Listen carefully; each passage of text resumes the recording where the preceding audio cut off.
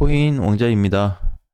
알트코인 못 가서 아쉬움이 있을 텐데 의미 없습니다. 자, 무슨 얘기를 하는 거냐면 오히려 지금 알트코인들이 못 가고 있는 게 여러분들한테 아직도 기회를 많이 주고 있다고 보거든요. 그래서 사실상 이제 그 긴 시간이 이제 다 끝나가고 그 얼마 남지 않은 시간 사이에 과연 어떻게 투자할 것인가가 가장 중요할 것 같아요.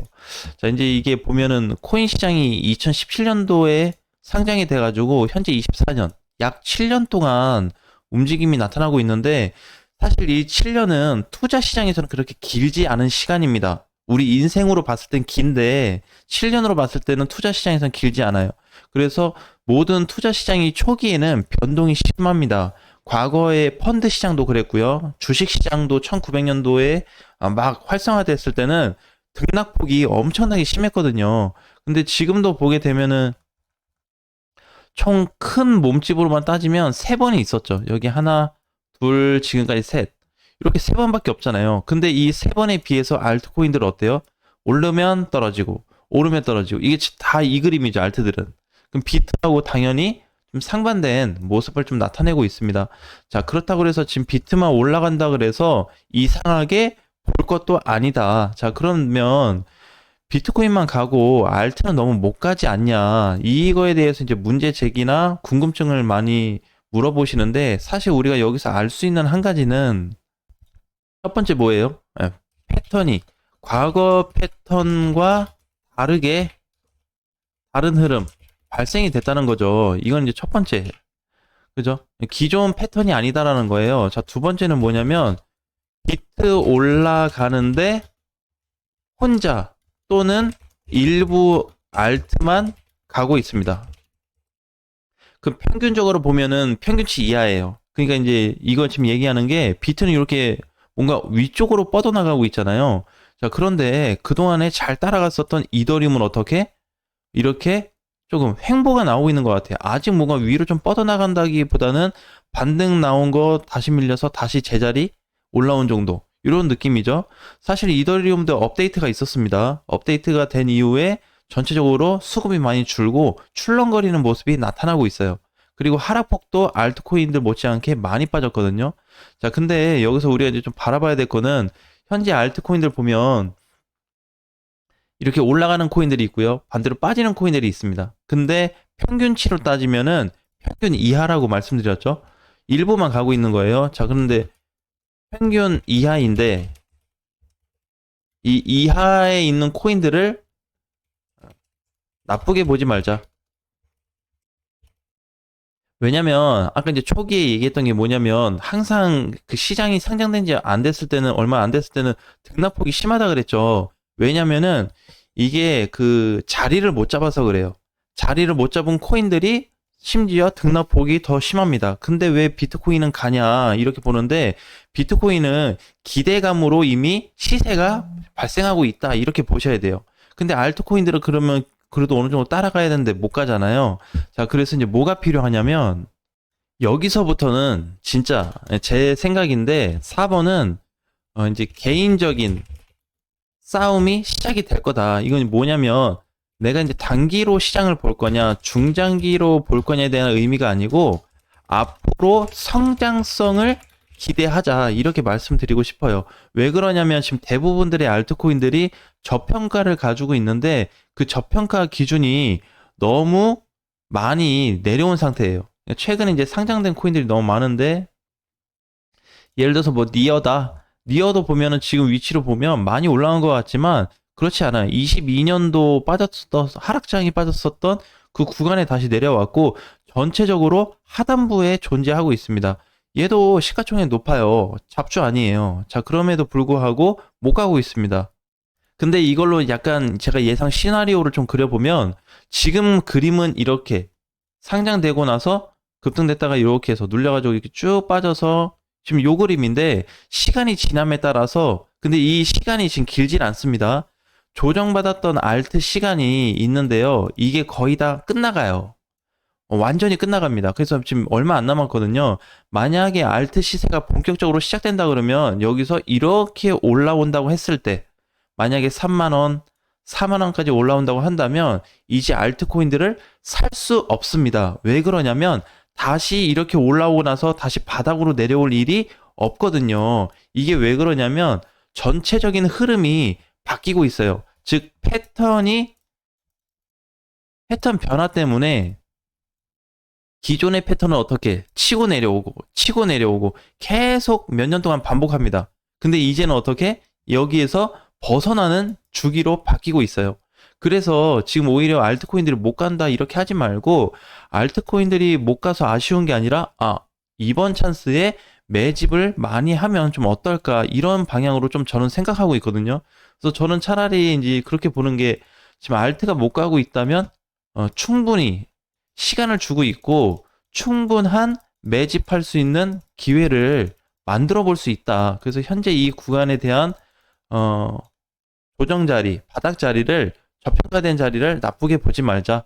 그래서 이제 이렇게도 보는 게 지금 이더리움으로 보게 되면은 이더리움도 많이 못 갔단 말이에요. 근데 그림은 만들어주고 있습니다. 무슨 그림이냐면 점차적으로 어떻게 조정받고 떨어지고 하긴 하는데 어떻게 해요? 전체적으로 올라가고 있죠. 자, 이런 그림이 알트코인들한테 나올 수 있다는 겁니다. 근데 우리가 이제 생각해보면 알트코인들에 대한 기존의 편견이 많이 있어요. 잡주는 상폐될 거다, 많이 못 갈 거다, 급등하면 또 떨어질 거다. 근데 그것도 이번에 올해 24년도에는 모른다. 이렇게 말씀드리고 싶어요. 그러니까 지금 현재 구조에 대한 패턴을 이해를 해야 되는데 절대적으로 이해할 수 없는 부분이 기존에 나와 있는 데이터면 괜찮은데 어느 정도 우리가 참고해서 활용을 하거든요. 근데 지금은 그거에 대한 데이터는 없습니다. 완전히 없어요. 여기서 이렇게 상단에서 조정받고 다시 간 적이 이때 한 번 있었잖아요. 그렇죠? 근데 무너져 버렸죠. 근데 이때는 어떻게 해요? 조정폭이 깊었죠. 올라갔는데 많이 올라간 거 대비 거의 한 50% 빠진 다음에 다시 올라가서 다시 무너진 케이스. 지금은 어떻게? 반등해 하고 나서 축이 깨지지 않고 조정받고 다시 올라가는 자리거든요. 그래서 이게 M자 포인트하고 N자 포인트하고 상승 기준이 달라지고 있습니다. 과거에는 당연히 없었고요. 그 전에는 2018년도나 2020년도에는 당연히 존재하지 않았는데 이때 당시도 나오지 않고 있습니다. 맞물린 적이 없다는 거예요. 비슷한 포인트로 가는 것 같은데 과거에는 여기였고 현재는 이 포인트거든요. 근데 뭐가 또 달라지고 있어요? 수급 문제. 수급 문제로 본다는 거는 거래가 달라지고 있다. 이렇게 봐야 되거든요. 그래서 2023년 전과 후로 나눴을 때 비트코인 시장이 강세로도 보이기는 하지만 아직까지는 그렇게 고평가되지 않았다. 즉 알트코인들을 오늘은 중점으로 좀 보는 건데 지금 장중에 밀렸다가 올라오는데 나머지 지금 빠지는 애들도 마찬가지거든요. 빅타임은 이제 최근에 급등이 좀 나온 코인이기 때문에 5% 빠져도 별 타격이 없습니다. 도치도 마찬가지. 그죠? 4% 빠지는데 별 타격이 없죠. 그러니까 이제 기존에 막 도치 코인도 많이 못 간다. 이거 왜 이렇게 못 가냐, 못 가냐 했는데 결국 이렇게 떠버렸죠. 지금 바닥 대비로 따지면 120원부터 따지면 2배가 올라왔어요. 벌써 100% 달성했습니다. 최근 위치로만 따져서 보면.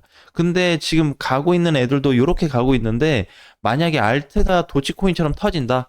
또는 최근에 마스크처럼 터진다 그러면 상상할 수 없는 상승 범위가 만들어질 걸로 예상이 돼요. 그래서 이번에 이제 뭐 알트부터 메이저까지 보게 되면 상승에 쭉 빠졌다가 조정받고 다시 가는데 이번에 반등폭 무시할 수 없다라는 겁니다.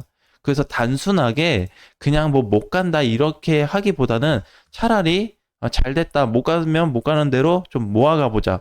매집해보자. 어차피 비트코인이 많이 가고 한번 빵 쳐준다면 알트코인들이 절대 못 치진 않거든요. 그런데 이제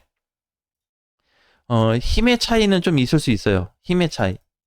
뭐냐면은 과거에 비트코인이 올라갔을 때 알트코인들도 같이 올라갔을 때 이 힘의 범위가 10이라고 했을 때 이제 과거 기준으로 과거에는 한 20 정도 나왔습니다. 근데 지금 힘의 범위가 10이라고 했을 때 알트 힘의 범위는 30 이상으로 보고 있어요.